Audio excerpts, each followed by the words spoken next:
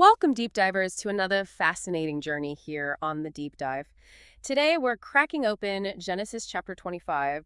This section of the Word of Yahweh, that's the divine name for God in Hebrew, it really acts as a pivotal hinge point in the whole biblical narrative. We're moving from the foundational patriarch, Abraham, into the lives of his direct descendants, Isaac, and of course those infamous twins, Jacob and Esau. It's a relatively short chapter, but trust me, it's like a microcosm of some of the deepest, most enduring biblical themes you'll find anywhere. Our mission, well, it's to help you understand what's most important in this chapter, extracting key insights and connecting them directly to your life and your faith in Yeshua. That's exactly right. Our goal is to uncover these profound insights into, well, divine election, the enduring nature of Yahweh's covenantal promises, and how he works in really surprising ways sometimes to establish his sovereign purpose. And crucially, we'll be looking at all of this through a messianic lens, recognizing how these ancient stories powerfully foreshadow the coming and ministry of Yeshua, the Hebrew name for Jesus. It's all interconnected, you see, and Genesis 25 gives us so many of those building blocks. Okay, well, let's dive right in then with our initial impressions. When I first read through Genesis 25 for this deep dive, what really jumped out at me was just how much happens in so few verses. I mean, 1 minute we're witnessing Abraham's death and legacy, and the next, boom, we're thrown right into the immediate, almost chaotic struggle of the twins. It's like the pace just accelerates, doesn't it? Sets up so much future drama. And then, of course, that sudden yet incredibly impactful sale of the birthright feels almost offhand, but the implications are just staggering. Yeah, for me, the striking thing was how, even amidst these very human, sometimes flawed events, parental favoritism, impulsive choices, Yahweh's overarching plan is just unmistakably moving forward. You see his hand guiding and orchestrating, ultimately driving the narrative relentlessly towards the Messiah. It's a powerful reminder that his purpose stands, regardless of human actions, and often actually even through them. Okay, let's unpack this a bit more. That idea of Genesis 25 as a critical hinge chapter really resonates with me. It's not just a bridge, it's where the baton is fundamentally passed, from Abraham to the next generation. It sets the stage for the family that will become a nation. Exactly. And in that transition, the chapter introduces and powerfully reinforces those foundational principles we were just talking about.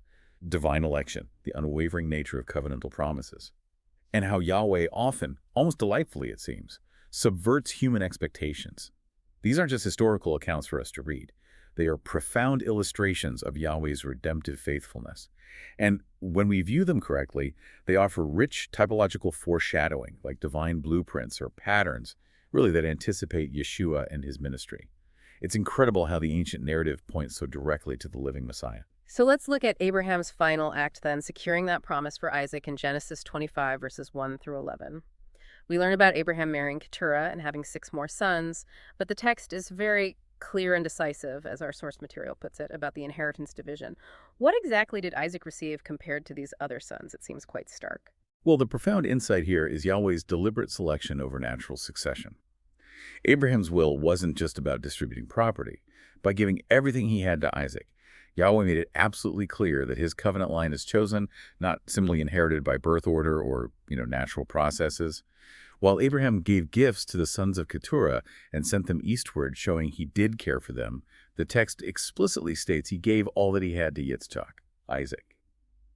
This isn't disrespect to the others. It's a clear demonstration of Yahweh's predetermined plan, a singular covenantal line through Isaac alone. And this principle shows an intimacy over the natural order. It sets a powerful precedent for future selections, like Jacob over Esau, right? Right. Then we come to Abraham's burial in verses 7 and 11. It's such a profound moment, isn't it? A quiet reconciliation almost. Isaac and Ishmael burying their father together in the cave of Machpelah. Despite their past, despite that clear division of inheritance, they stand united in that moment. It truly is a really poignant scene. This coming together of Isaac and Ishmael, it's like a beautiful hint, a foreshadowing of a coming day when separated peoples will be reconciled and brought together. From a messianic perspective, we can even see Ishmael's 12 princes, who are also greatly blessed by Yahweh, remember. We can see them as anticipating the nations that will one day be received into the eternal people of Yahweh through Yeshua. It speaks to the ultimate purpose of the new covenant, breaking down those dividing walls, bringing all who trust in Yahweh through Yeshua into one unified body. It's a powerful picture, even for those outside the direct covenant line. All right, if you thought that was insightful, let's turn to Genesis 25.1928 because, well, this next section truly ups the ante. We see a familiar yet deeply significant theme, Rebekah's barrenness. This immediately mirrors the story of Sarah and Abraham, doesn't it? What do you think Yahweh is trying to communicate to us by repeating this pattern so consistently in these foundational stories? That's a great question because this isn't just, a recurring plot point. It's a profound theological statement. The repeated motif of the miraculously opened barren womb across these patriarchal narratives, Sarah, Rebekah, later Rachel, Hannah, it serves as a powerful literary device. It screams basically that the birth of the covenant heir is not natural. It's a supernatural act of Yahweh, emphasizing that the promise comes from him alone. Think about it. This culminates ultimately in the supernatural birth of Yeshua himself. His mother Mary's womb was also closed to natural conception, yet miraculously opened by the power of the Ruach HaKodesh, the Holy Spirit. It's Yahweh's consistent way of working, ensuring the glory goes to him, not to human effort. And the struggle within Rebekah's womb itself, it's described as so intense that she actually goes to inquire of Yahweh. What does Yahweh reveal to her in that moment of, desperate inquiry? Yahweh's response is just. Wow, it's a truly profound prophecy that becomes the absolute linchpin of this chapter's theology. He says, 2 nations are in your womb, and 2 peoples from within you will be separated. 1 people will be stronger than the other, and the older will serve the younger. This prophecy is critical, absolutely critical, because it directly introduces the doctrine of divine election. It demonstrates unequivocally that Yahweh's choice is not based on human works or physical birth order or any foreseen merit in the person. Nope. This is the very point the Apostle Paul hammers home in Romans 9, right? He explicitly references this passage to argue that Yahweh's purpose stands independent of human action. He quotes Yahweh saying, Jacob I loved, but Esau I hated. So the struggle in the womb physically manifests as spiritual reality. It anticipates the historical conflict between Israel and Edom, the descendants of Jacob and Esau. Yahweh's sovereign will is the cause, and the subversion of the natural order, the younger leading the older, is the clear effect. It's laid out right there. And speaking of those expectations being subverted, let's turn to the twins themselves, Jacob and Esau. Their very names seem to hint at their destinies, don't they? Esau, the first one out, covered in hair, like a hairy garment. The name Esau apparently comes from asa, meaning to do or maybe done, suggesting a man of immediate action. And then there's his nickname, Edom, meaning red, which links his physical appearance to that impulsive desire for the red stew we'll get to in a minute. Exactly.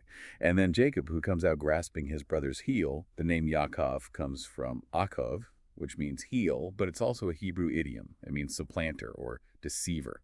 So these names aren't just descriptive labels. They are profoundly prophetic. They establish the personalities and the destinies of these 2 brothers right from the start. And the contrast is stark, isn't it? Esau, the man of the field, a hunter, driven by impulse. And Jacob, described as a quiet man who stays in tents, but clearly also, a schemer looking to catch the heel to undermine the established order. It's almost a setup from birth. And we can't overlook the very real danger of parental favoritism that's noted right there in the text. Isaac loved Esau because he enjoyed his wild game, while Rebekah loved Jacob. This is such a recurring theme throughout Genesis, and it consistently creates family conflict. It makes me wonder, how does this very human flaw factor into Yahweh's bigger plan? Yeah. What's truly remarkable here, I think, is how these very human actions, driven by personal preference, unintentionally end up serving Yahweh's greater purpose.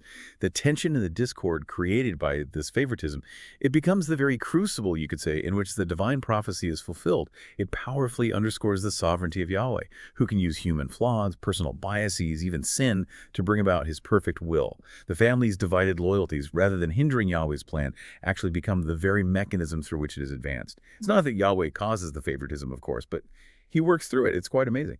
Yeah, it really is. This all leads us then to probably the most famous event in this chapter, the birthright, a profane exchange in Genesis 25, verses 29 and 34. To really grasp the gravity of what Esau does here, we need to understand the Bekorah, the birthright, in that ancient Near Eastern culture. What was its significance? It wasn't just about money, right? Oh, absolutely not. The Bekorah was far, far more than just a bigger slice of the inheritance pie. It was a sacred trust, a privileged status. It encompassed, yes, a double portion of the paternal property, but also the leadership of the family and the clan. Crucially, it included the spiritual blessing and the continuation of the covenantal promises passed down from Abraham and Isaac, and possibly even the functions of the family priesthood at that time.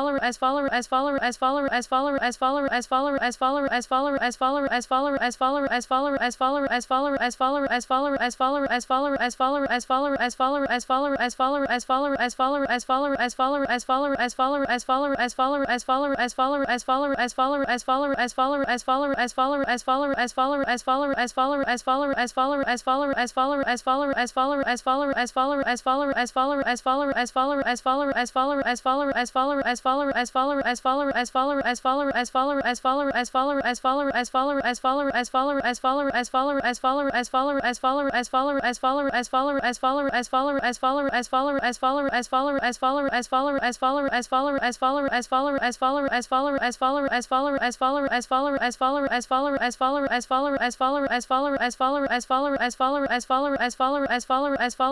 as follower